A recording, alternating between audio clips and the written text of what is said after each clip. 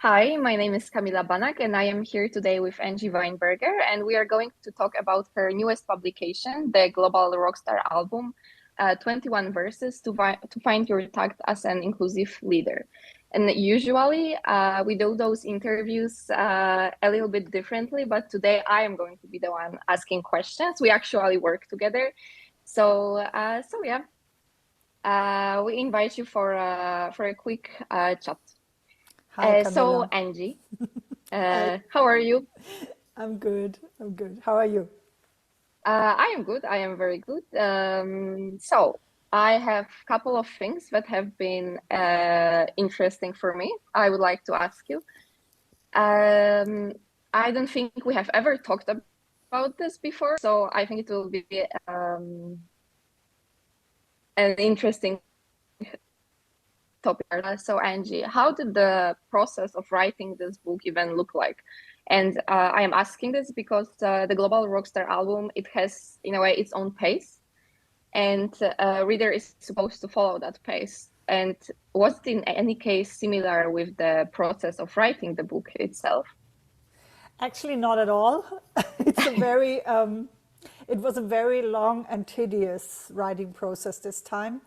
Hmm. I don't know if you're aware, but most of my other books I wrote rather fast, and they came very naturally from the process of either working with global mobility managers or working with expat partners to find a job in Switzerland. So these books, they were written and published rather fast after, let's say a 3 months editing process.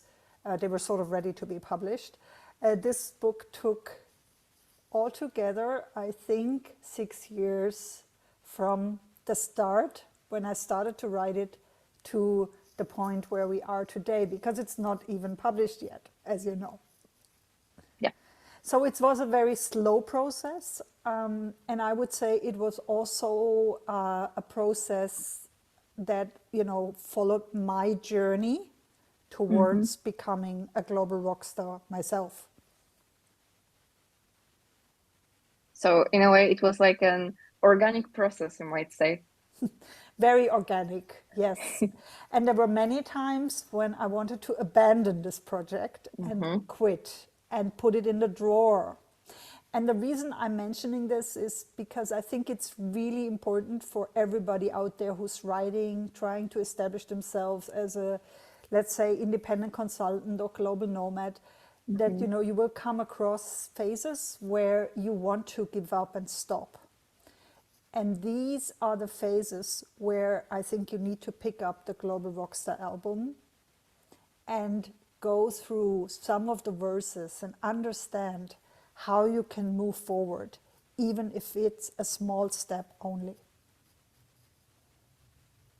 So my next question would be, you mentioned global nomads, and global nomads are strictly connected with the topic of global mobility in general. And how would you say the book addresses the general intersection of global mobility and leadership, as also you mentioned? Yeah, so that's, I think, an important question, Camilla, because as I'm a global mobility expert by background. Yes. I always worked in HR and more focused on global mobility in my corporate career. Worked over the last 12 years, I worked mainly with expats and expat partners and globally mobile executives in executive coaching. So I have a very strong link to the global mobility world. And the nomad is a bit of a new animal, I would say. Hmm. Yeah, it's a new creature and becoming more and more important, I think. And I would differentiate a nomad from the classical expat in that they're probably not employed by a company, but they're usually Hmm. self-employed or freelancers, and they can work from anywhere. And they have sort of, built a personal brand around themselves. And there, I think a lot of the rockstar qualities will also be important, but it will take a whole nother book to become a global nomad. I'm already, thinking about that next book. It's going to be for global nomads only. This one, I think, is more for international managers, classical expatriates, but also managers who lead a global team or lead people in other countries, or what we call in intercultural the global virtual team. Yeah, I think for those, this book will be extremely valuable. Obviously, also, if you work in diversity, equity, and inclusion, if you work in global mobility or in HR, because some of the concepts, you need to also discuss with managers when you work in those fields. Yeah, thank you for that. And speaking of, I have another question very, very related to this topic. I think it's a general, very hot topic lately, at least from what I have realized in social media or even between me and my friends. So how is it even possible that in a fast-paced, but also like very global, especially after COVID, very globally connected world, how leaders, which are target groups also of your book, can strike this balance between, for example, achieving professional success, but also, maintaining personal well-being. Like, I think it is really tricky, and I think this is one of the topics that this book actually addresses as well, and it's quite important lately, I would say. What do you think? I think it's always been important, but here I think you can really notice a generational difference. Yeah. Like in my generation, I'm typical Gen X, yeah, very typical. For us, like we considered like 60-hour work weeks to be normal. Like for us, like I have a bad feeling when I leave at 4 o'clock because it's too hot to work. I feel like, hey, what is this? Are you taking a day off? Is that even allowed? Is that legal? And I think we tended to all overwork ourselves a lot. And I see with younger generations, they're more aware, they're more careful about their health, and I think this is one of the topics that is really important in the book, and we start to go through it in the beginning of the book already, because most of my clients at this stage, when they come to me, they usually have already some health issues, be it like mental health issues, but it's often related to stress, and it shows in the body. And so, what we usually work on in the beginning of every coaching program is to reduce the stress level first, because you cannot have a breakthrough when you're in the constant rat race. You cannot move forward if you're constantly stressed. And also, you cannot be a good partner, or you cannot be a good parent. And I also think you cannot be a good son or daughter, yeah, because also, in our generation, what now is more of a topic, many of my friends, for example, their kids are grown, if they have kids. I also have a lot of friends in the LGBTQ plus community. We all don't have kids. I don't have kids myself, but what we all have are parents or elderly relatives, and we all feel responsible for them. And this is also a topic that in global mobility doesn't get enough attention. So, what do you do? Like myself, if you have lived abroad or live in another country and a pandemic happens and you suddenly can't be there for your parents because there's a border and, you can't cross that border easily. Or, you're in the US and your parents are in Germany. I have a lot of friends who have this topic, for example. Or, you just live too far away to even, be there for them on a daily basis. So I think that striking that balance becomes a topic at your midlife, usually. For many of the readers, I think it will be about, finding the right, I call it the right ideal week, basically, where, all of the things that you need to do and want to do are aligned with your energy level. And, where you also find time to go to the gym, for example, or run, or, do yoga, or whatever helps you to stay in balance. Yeah, that's well said. And And just to follow up with that, maybe you could briefly tell us as well what happens in the team, in the professional environment when there is no psychological safety. I think that's also worth discussing. Yeah, as you probably noticed, psychological safety is not something that is so well discussed yet, but I feel it has come up more in the last few weeks Mm-hmm. for whatever reason. And our book and our articles cover the topic of psychological safety, especially in global virtual team environments, because there were so many intercultural misunderstandings very often. And people have assumptions about what is the right way to do things.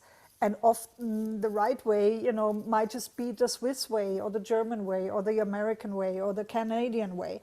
So, we need to provide, as managers, obviously, psychological safety to every team members, but at the same time, we need to learn about those intercultural differences more so we can negotiate a common Mm-hmm. team culture. We can negotiate how we do things in our team. Like, as you know, for example, in our team, we have the style guidelines, and they're constantly evolving. Yeah, because Sure. there's so many styles around the world. There's so many ways to do certain things just when it comes to writing, which is only a small part of our work. Yeah? So, we're constantly negotiating these topics, learning, getting insights, looking at different styles in English, different styles in German, and, gender inclusive language and how we can improve that. And I think, the issue with psychological safety is if it's not there, people won't speak up. People won't Mm-hmm. tell you if things go wrong.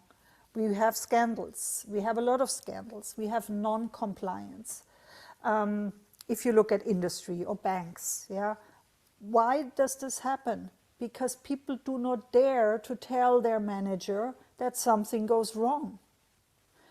This is why a lot of the, let's say, classical capitalism is doomed, because we could not provide the psychological safety necessary to help Mm-hmm. people speak up, to make sure that everybody's heard, and even that the quieter voices are heard, which is usually a big issue, especially for our target group, women, rainbow talent, yeah, everyone who is a bit more shy or introverted.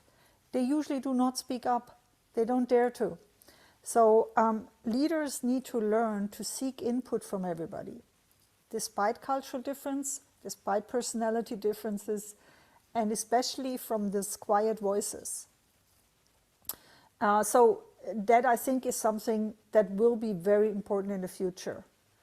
And even more now that we have what is called the war for talent. Mm-hmm. So everybody's complaining that they do not get the right talent.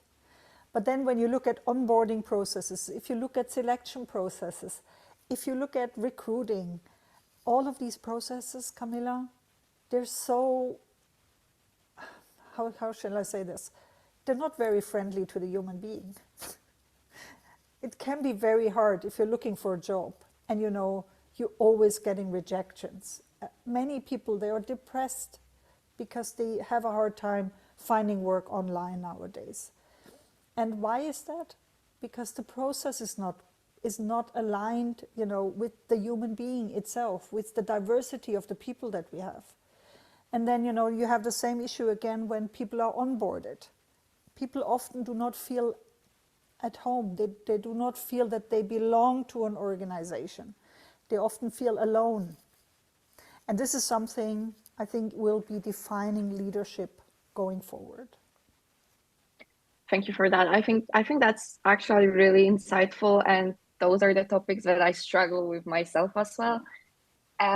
So yeah, thank you, Angie, for that very much. It was Angie answering some questions about the Global Rockstar Album, 21 verses to find your tact as an inclusive leader. And Thank you very maybe, much. Camilla, we should tell readers where they find more information about the book. And we're going to put the link in the show notes. And Down there. we're gonna have a party on the 26th of September in Zurich. So if you Yes. still have no plans, let us know, and then you can join us for celebrating the book launch and the unicorns of this world. Thank you. Thank you.